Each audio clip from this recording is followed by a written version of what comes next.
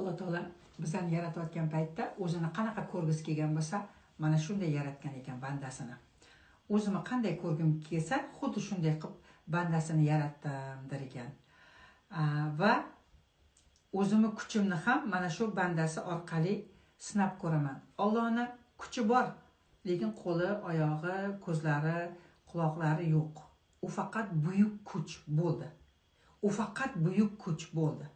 Uni kuchini biz ishlatamiz. Uni kuchidan biz olib yaratamiz. Toshkentni quramiz.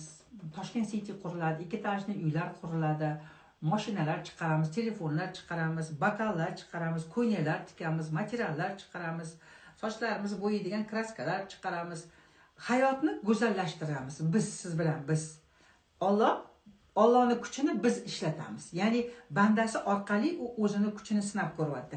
Nimalarga qodir ekanman men deb. Allohning o'zi, misol uchun, men bu bakalni Alloh qila oladimi? Qila olmaydi.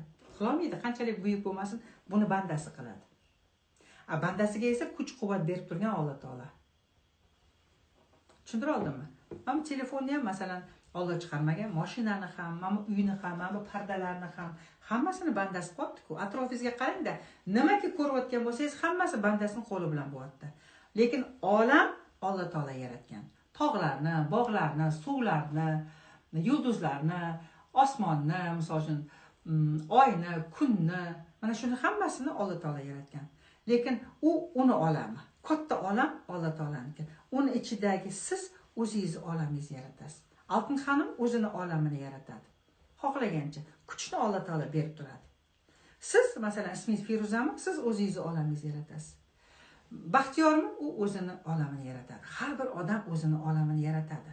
Mana shuning uchun ham biz yaralganmiz, biz yaratuvchimiz. Biz yaratuvchimiz deganda biz olam yaratib qo'ymaymiz, uni egasi bor. Biz o'zimizni olamimizni yaratamiz.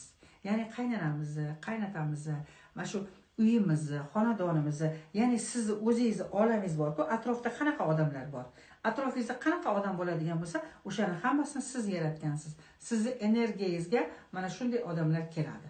Siz yomonsizmi? Atrofingizga yomon odamlar keladi. Siz yaxshisizmi? Siz atrofingizga yaxshi odamlar keladi. Sababi tashqari olam bu bizning ichki olamimizning oynasi, aksi, отражение.